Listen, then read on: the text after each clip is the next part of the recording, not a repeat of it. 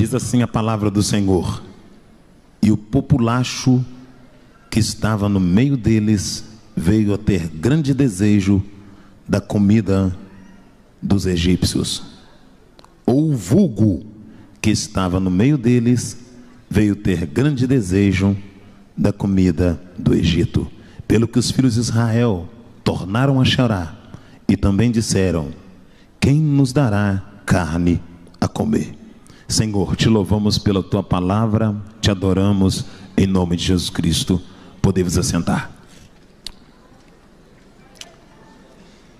Quando Deus, o Senhor, tirou Israel de dentro do Egito, com o braço forte dele e usando a figura de Moisés como libertador segundo o querer do próprio Senhor, após Deus fazer alguns sinais dentro do Egito, espantando o faraó e aplacando a força dos seus supostos deuses, humilhando-os e levando a escárnio, mostrando que só ele é Deus e não há outro além dele, Israel estava caminhando pelo deserto, indo sentindo a terra da promessa, onde Deus, o Senhor, havia preparado para que Israel pudesse entrar e usufruir de tudo quanto Deus havia predeterminado para Israel. A Bíblia diz que quando Israel estava caminhando no deserto, o primeiro sentimento que lotou no coração de Israel é o desejo de ser alimentado, de comer de coisas diferenciadas. E Deus, o Senhor, por vez, segundo a sua misericórdia, abriu os céus e sustentou Israel com maná, dando-lhe pão dos céus, cereal de anjo, e assim Israel pôde vivenciar um milagre no deserto. Nessa caminhada que Israel está fazendo pelo deserto, tendo Moisés como guia, como aio, como pedagogo, pai-dagogo, aquele que vai adiante, a Bíblia diz que lotou no coração de Israel o sentimento de comer novamente das iguarias do Egito. Quero que vocês entendam que Israel já estava provando das providências de Deus e já estava vivendo o sustento provido da mão do próprio Deus, mas agora em Israel brota um sentimento, um desejo de voltar a comer dos repolhos, dos alhos, das cebolas, do chuchu e do pepino que tinha dentro do Egito. E eu quero que você entenda por que esse sentimento lotou no coração de Israel, a ponto de Israel desejar ardentemente voltar para o Egito para poder comer da iguaria, do meni que era servido dentro do Egito. A Bíblia diz no verso de número 4 do capítulo 11 do livro de Números da seguinte maneira: e o populacho, algumas traduções diz e o vulgo. Quero que você entenda que a palavra populacho quer dizer a mistura. O povo de uma cultura diferenciada fazia-se presente no meio do povo de Israel.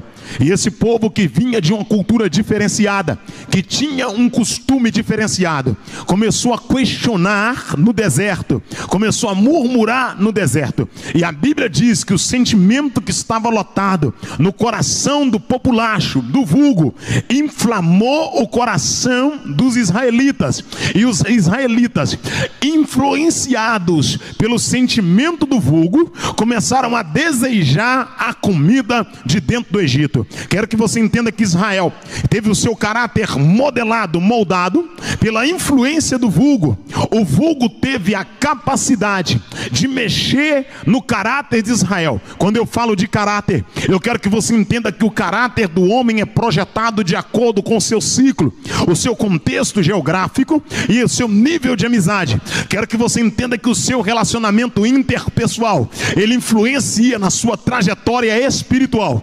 Quero que você saiba que o meu caráter é formado de acordo com o nosso ciclo de amizade. Se você anda com quem ora, você vai orar. Se você anda com quem lê, você vai ler. Se você anda com quem consagra, você vai consagrar. Se você anda com quem tem uma vida apática, uma vida derrotada, uma vida completamente fora do propósito, você tende também a ter uma vida assim, porque o seu caráter, o meu caráter, ele é projetado de acordo com o nosso ciclo de amizade, de acordo com o nosso relacionamento interpessoal.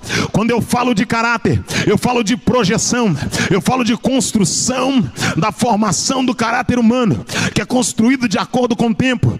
Quando eu falo de tempo, eu quero que você entenda que tempo é fator numérico divisível, que se define tempo em meses, anos, minutos, milésimos de segundo e décadas de ano. Eu quero que você entenda que o tempo é o espaço entre um dia e o outro, entre uma hora e a outra. Quero que você saiba que o meu e o teu caráter não é definido da noite para o dia, que alguém não consegue influenciar no teu caráter da noite para o dia, alguém não consegue mudar a sua opinião da noite para o dia. Mas quando você começa a dar vazão para alguém, quando você começa a dar vazão para algum tipo de assunto, quando você começa a se inserir dentro de um contexto, esse assunto, esse contexto, essas amizades, elas tendem a começar a deturpar o seu caráter. Quando eu falo de caráter, eu entendo que o caráter do homem pode ser projetado, mas quando eu olho para o gênero, eu entendo que o gênero é definido. Quando eu falo de gênero, eu me lembro que a Bíblia diz que Deus criou macho e Deus criou fêmea. Quando eu defino gênero, eu defino que gênero é aquilo que o Senhor Deus decide que o ser humano vai possuir. Quando se fala de gênero, Deus me traz a memória quando o salmista Davi escreveu no Salmo 139, dizendo: Senhor, tu me sondaste, o Senhor me cerca por detrás e por diante. Para onde me ausentarei de ti? Para onde eu fugirei da tua santa presença? Senhor, eu ainda nem era formado no ventre da minha mãe, e os meus ossos não tinham sido entretecidos, e o Senhor já me conhecia, e já tinha cada dia da minha vida escrito na palma da tua mão. O que Davi está dizendo? Davi dizendo: Deus, o Senhor já me conhecia quando eu ainda estava informe, o Senhor já sabia quem eu era, já conhecia o meu gênero, já sabia que eu seria homem, Davi, macho, que eu seria um homem e que seria alguém que traria o sêmen, que é a semente que tem a capacidade de dar continuidade a uma espécie, a uma raça. O que Davi está dizendo? Davi dizendo: Deus, quando o Senhor me formou dentro do ventre da minha mãe, o Senhor já me fez homem, macho, gênero definido. Antes de pregar na noite de hoje, eu quero que você entenda algo aqui essa noite. O caráter pode ser projetado, o caráter pode ser moldado, o caráter pode ser construído de acordo com o seu ciclo de amizade, mas o gênero é definido desde o ventre. Eu quero que você entenda que macho e fêmea já é definido dentro do ventre. Quando se fala de macho, quando se fala de fêmea, eu quero que você entenda que macho tem uma postura diferenciada. Quando se fala de homem, se fala de liderança, se fala de figura de segurança, se fala de alguém que é o provedor, o mantenedor, o supridor, se fala de referência masculina.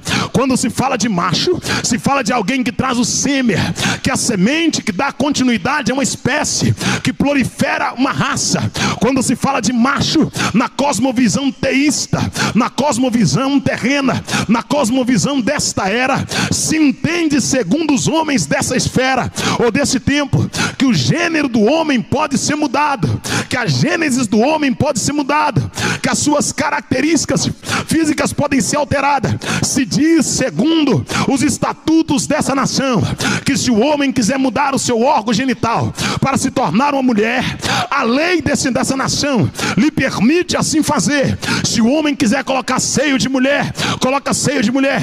Se quiser colocar cabelo de mulher, coloca cabelo de mulher. Se quiser colocar o glúten de mulher, coloca o glúten de mulher. Se o homem quiser ir no cartório e firmar uma aliança com outro homem, ele firma aliança com outro homem, porque as leis dessa terra são escritas pelo homem, e o homem é feito de terra, o homem é feito de barro, e para a terra voltará. Mas eu quero que você entenda algo aqui essa noite. Os homens da terra podem até mudar as leis que por eles foram determinadas, mas eu duvido qual é o homem que tem a capacidade de colocar no outro homem um útero, de colocar no homem um ovário, de fazer um homem amamentar, de fazer um homem gerar. Eu quero ver qual é o homem que tem a capacidade de fazer o outro homem carregar uma vida dentro de si. Gênero é definido desde o ventre, caráter é projetado de acordo com o seu ciclo de amizade. Quando se fala de caráter, eu quero que você entenda que o caráter específico aqui no livro de Números, capítulo de número 11, versículo de número 4, é caráter espiritual. Eu estou falando do caráter espiritual de Israel. O caráter espiritual de Israel foi impactado pela opinião do populacho. Israel agora está passando por uma deturpação de caráter. O caráter de Israel está oscilante ou vacilante. está balançando porque foi influenciado pela propaganda do populacho, foi envolvido pela propaganda do populacho. Quando eu trago essa mensagem para a atualidade, não é difícil de ver essa influência do mundo impactando e derrubando as barreiras espirituais de alguns crentes que estão sendo moldados por este mundo, crentes que estão sendo manipulados pela mídia, crentes que estão sendo trabalhados, crentes que são massas de manobra diante dessa sociedade derrotada, caída, comprometida com pecado, crentes que estão com suas mentes cauterizadas e que fizeram uma aliança com o mundo. Se bem que a palavra de Deus diz que aquele que se declara amigo do mundo se institui inimigo de Deus. Eu quero que você entenda algo aqui essa noite. A Bíblia diz que não poderão andar dois juntos se não houver acordo entre eles.